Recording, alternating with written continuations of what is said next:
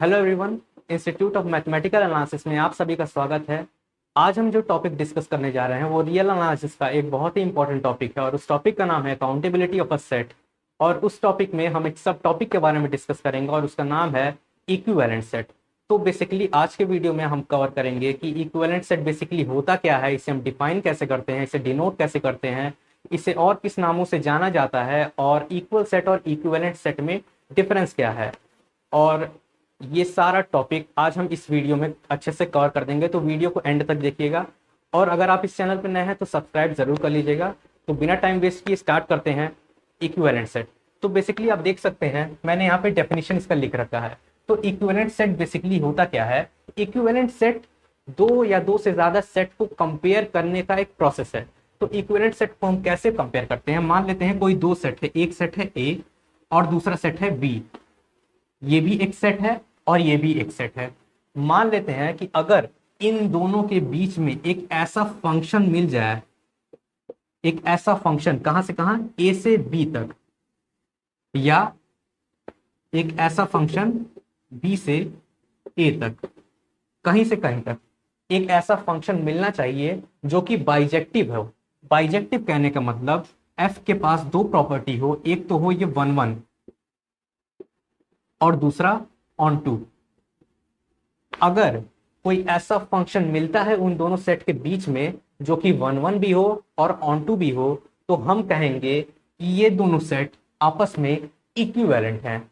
और उसको हम डिनोट कैसे करेंगे? हम इस सिंबल से डिनोट कर देंगे, यानी एक साइड ए लिख देंगे और दूसरे साइड बी लिख देंगे। तो हम कह देंगे ए is equivalent to be.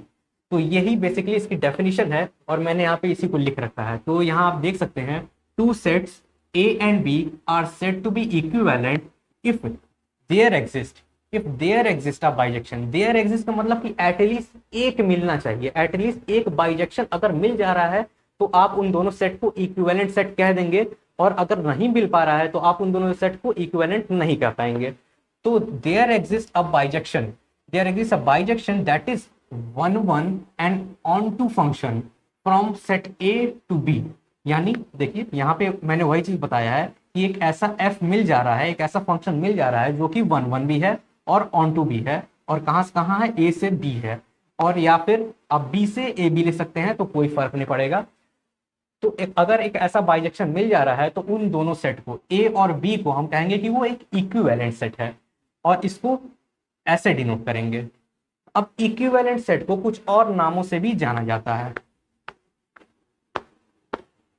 Equivalent set को हम लोग equipotential,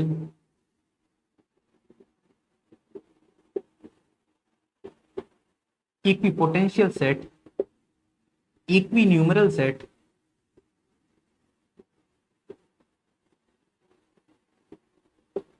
similar set,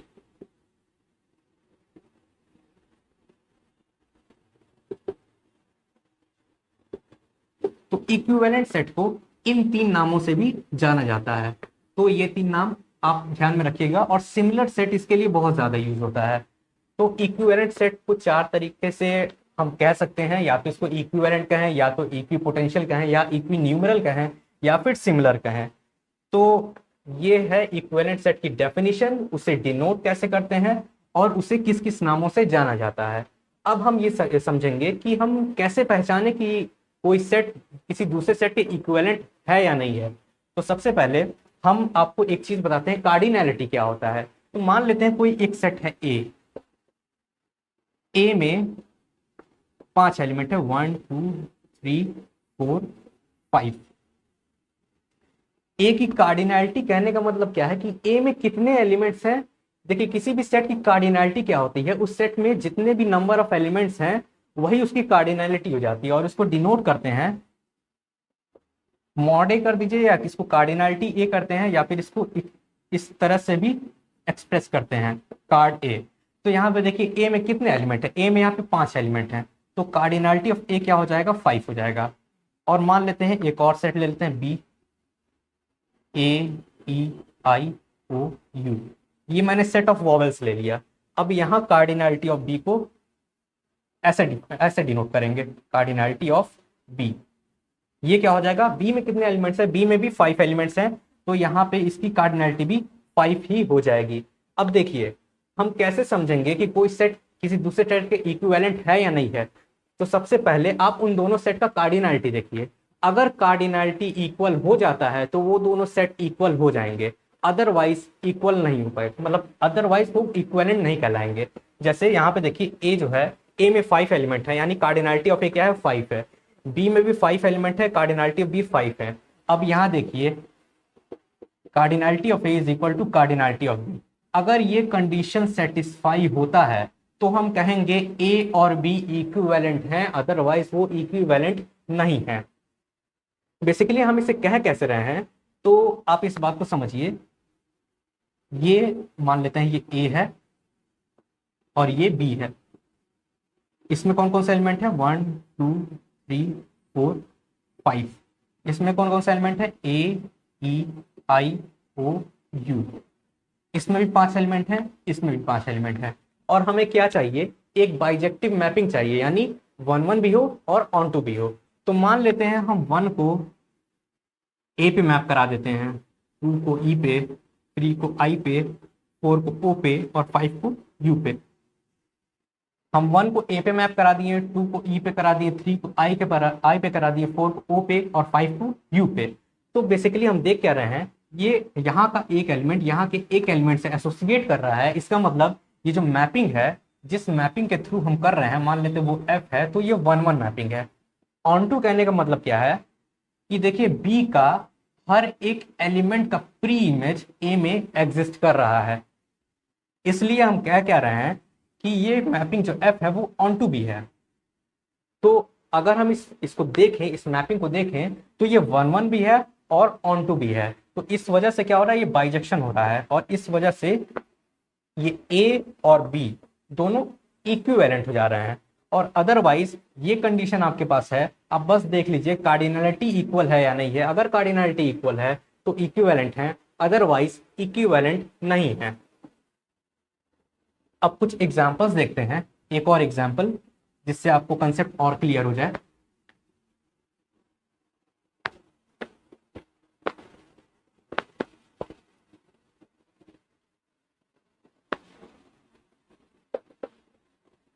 set of natural number लेते हैं। सेट ऑफ नेचुरल नंबर यानी 1 2 3 4 5 एंड सो ऑन। ये सेट ऑफ नेचुरल नंबर है। और हम एक दूसरा सेट लेते हैं ई। इसमें क्या लेते हैं, set of even natural number, यानी 2 4 6 8 10 एंड सो ऑन। अब हम क्या करते हैं, हमें चेक करना है कि ये दोनों इक्विवेलेंट है कि नहीं है। तो सबसे पहले हम कार्डिनैलिटी की बात अभी हम नहीं कर सकते, क्योंकि अभी हमने आपको बताया नहीं कि नेचुरल नंबर की कार्डिनैलिटी क्या होती है। तो बेसिकली हम एक फंक्शन जो है वो खोजने का प्रयास करेंगे। तो एक फंक्शन खोजते हैं, एफ जो है वो एन से ई पे है। और इसे हम कैसे डिफाइन करते हैं, F N is equal to 2n for every n belongs to set of natural number. अब देखिए यहां से क्या होगा, एफ ऑफ 1 क्या हो जाएगा, वो 2 हो जाएगा, एफ ऑफ 2 हो जाएगा 4, एफ ऑफ 3 हो जाएगा 6, F of 4 8 and so on. इसी तरह से वो मैप कर जाएगा। यानी अगर हम यहाँ पे एक नेचुरल नंबर सेट बना दें, ये सेट ऑफ नेचुरल नंबर है, और यहाँ पे ई का सेट बना दें, तो नेचुरल नंबर कौन कौन सा एलिमेंट है, 1 2 3 4 एंड सो ऑन। और यहाँ पे 2 4 6 8 एंड सो ऑन। तो देखिए यहाँ पे क्या हो जाता है, 1 जो है वो 2 पे मैप कर जा रहा है इसके अकॉर्डिंग, इस मैप के अकॉर्डिंग। 2 जो है वो 4 पे कर रहा है, 3 6 पे कर रहा है, 4 8 पे कर रहा है। तो यहाँ पे देखिए यहाँ का हर एक एलिमेंट यहाँ के पर्टिकुलरली एक एलिमेंट से एसोसिएट कर रहा है। यानी ये जो मैप है, ये जो एफ है, ये 1 1 है, और ई का हर एक एलिमेंट का प्री इमेज एन में एग्जिस्ट कर रहा है, यानी ये ऑन टू भी है। तो बेसिकली हम समझे क्या कि ये जो मैपिंग एफ है वो एक बाइजेक्टिव फंक्शन है, यानी एन जो है वो ई के इक्विवेलेंट है, यानी एन इज सिमिलर टू ई। तो ये हमारा आज का सेकेंड एग्जाम्पल था। अब देखिए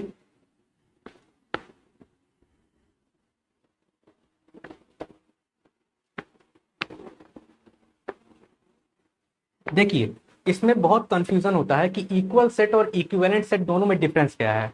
तो देखिए हम यहाँ पे लिखते हैं इक्वल सेट और यहाँ लिखते हैं इक्विवेलेंट सेट।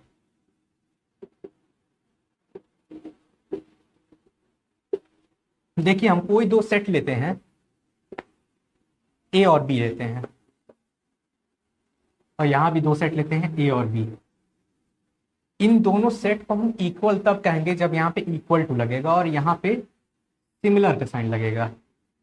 इसका क्या मतलब है? इसका मतलब ये है कि ए जो है वो बी में भी कंटेन्ड हो और बी जो है वो ए में कंटेन्ड हो। ए इक्वल टू बी तभी आता है जब ए सबसेट ऑफ बी हो और बी सबसेट ऑफ ए हो, जबकि यहाँ ऐसा कोई रिलेशन नहीं है।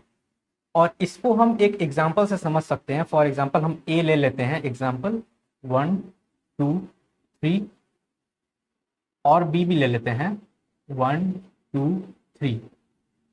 हम ये दोनों ले लिए।